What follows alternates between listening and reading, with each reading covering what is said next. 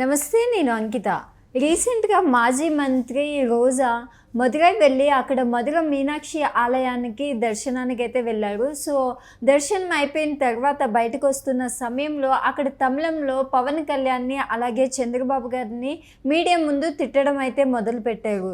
So అయితే అసలు ఆవిడ ఎందుకు తిట్టాల్సి వచ్చింది, వాళ్ళ ఇద్దరికి సంబంధించిన కొన్ని ఫొటోస్ అయితే మీడియాకి చూపిస్తూ మాట్లాడారని కూడా తెలుస్తుంది. అక్కడ మీడియా వాళ్ళు కూడా ఆవిడని చూసి అయ్యో పాపం అన్నట్లు కూడా తెలుస్తుంది. సో ఇదే టాపిక్ పైన డిస్కస్ చేయడానికి నాతో పాటు senior journalist Durga Kumar sir ఉన్నారు. ఆయనతో మాట్లాడదాం. నమస్తే సార్.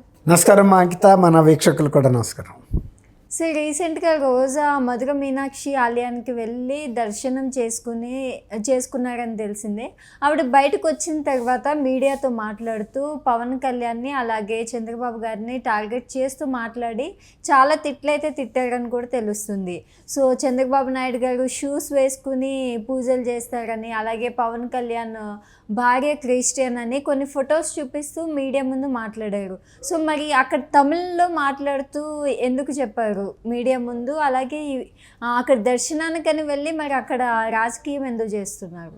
అంటే రోజా గారు ఇప్పుడు ఇట్లా దేవాలయాల దగ్గర రాజకీయాలు మాట్లాడటం కొత్త ఏం కాదమ్మా. ఆమెకి దేవాలయాలు, దైవ దర్శనం కూడా ఒక వ్యాపారంలో భాగమే.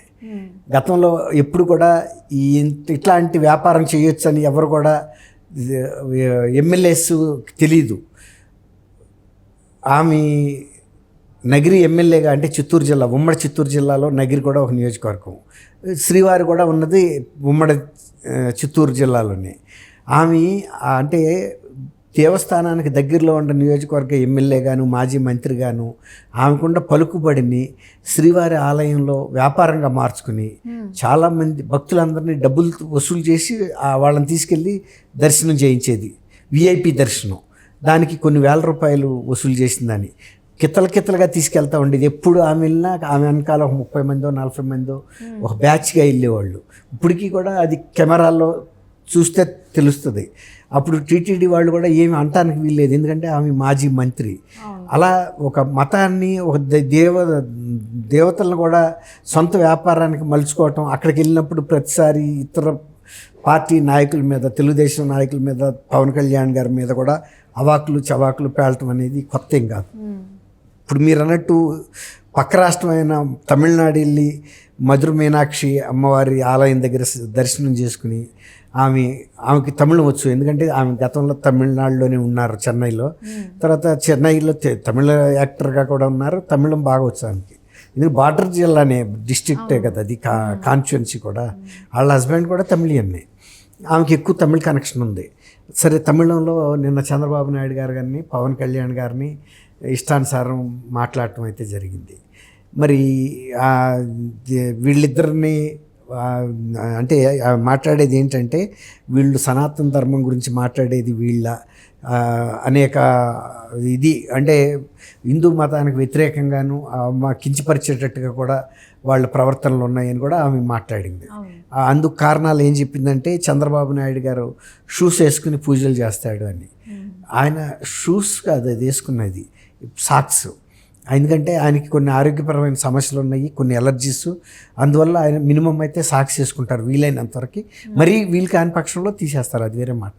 ఇప్పుడు గతంలో ఆయన రాజమండ్రి సెంట్రల్ జైల్లో ఉన్నప్పుడు కూడా కనీస అవసరాలు ఈ ప్రభుత్వం ఇవ్వకపోయినా కూడా 52 రోజుల పాటు ఆయన అన్నిటినీ ఎదుర్కొన్నాడు. ఆరోగ్యపరంగాను కనీస వస్తువులు లేకుండా కూడా జీవితాన్ని గడిపాడు.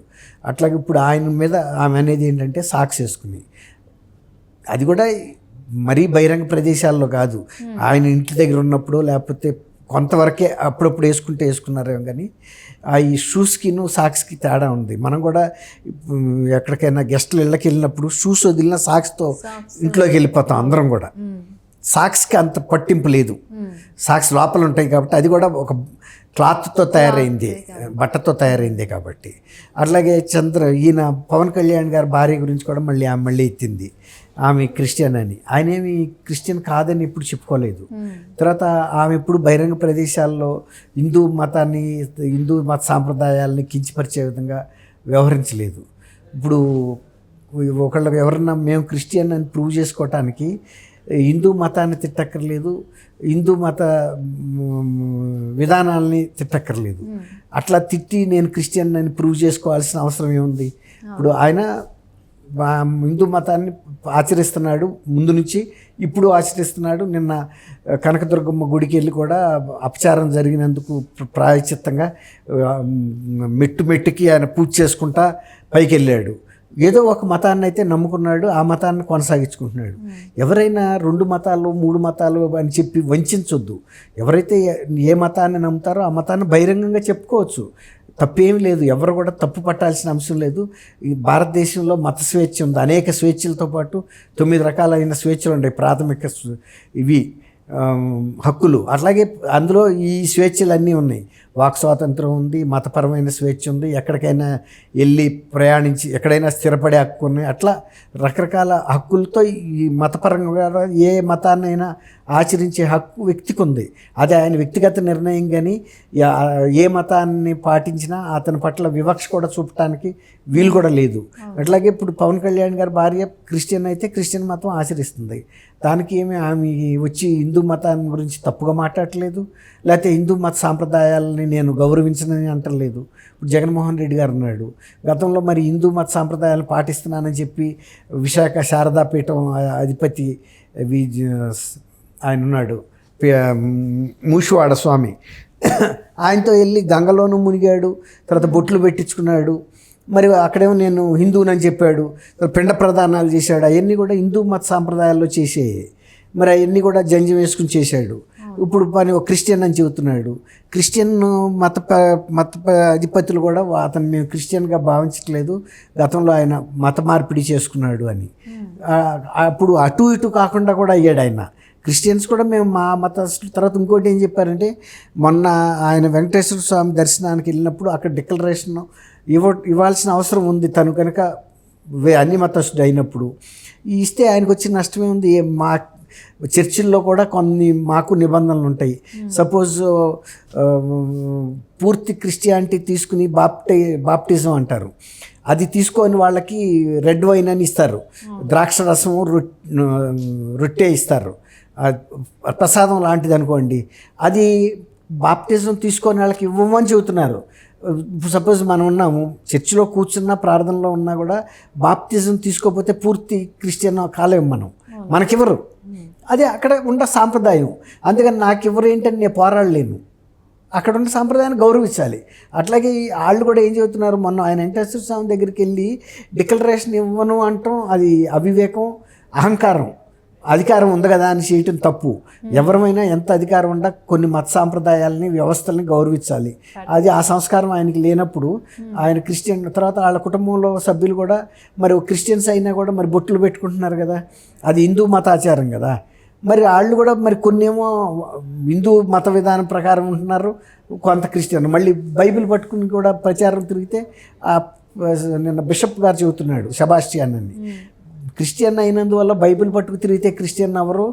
ఆచరించడంలో అన్ని పద్ధతులు ఉండాలి, అంతేగాని క్రిస్టియన్ బైబిల్ని పట్టుకుని మత గ్రంథాన్ని ఎన్నికలు ప్రచారం చేయటం ఇదంతా కూడా ప్రజలను మోసగించడం, వంచడం అని కూడా ఆయన క్లియర్గా చెప్పాడు. జగన్మోహన్ రెడ్డి గారు 2 మతాల ప్రజల్ని వంచిస్తున్నాడు. ఆయన ఏ మతమో స్పష్టతగా చెప్పటం లేదు. తర్వాత ఇతర మతాల పట్ల ఆ విధమైన ధిక్కార ధోరణితో మాట్లాడటం కూడా మేము కూడా ఒప్పుకోము. క్రిస్టియన్ మత పెద్దలు కానీ ఆయన కూడా చెబుతున్నాడు, ఒకవేళ ఆయన క్రిస్టియానిటీ బైబిల్ చదువుతున్నాను 4 గోడల మధ్యలో అని చెప్పాడు. 4 గోడల మధ్యలో చదవాల్సిన అవసరం ఉంది. ఇప్పుడు అంబేద్కర్ గారి భుజాల మీద కూర్చుని కూడా చదవచ్చు.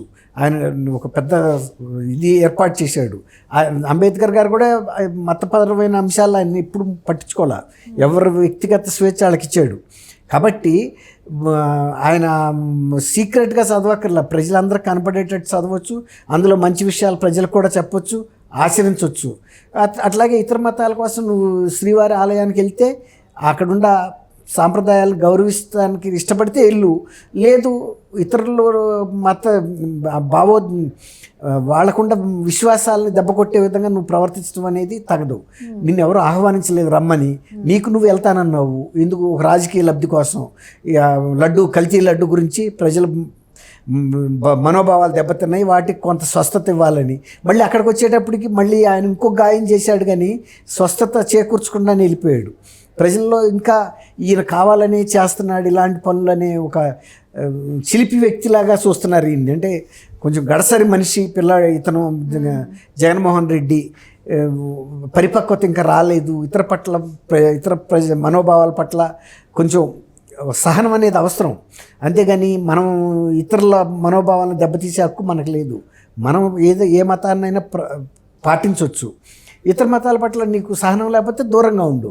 వెళ్ళి నేను అక్కడ ఉండే నియమ నిబంధనల్ని ఉల్లంఘిస్తాను, నా ఇష్ట ప్రకారం నేను వెళ్తానంటే అది కరెక్ట్ కాదు. అది ఓకే, థ్యాంక్ యూ సార్. మా అంకిత, మన వీక్షకులు కూడా.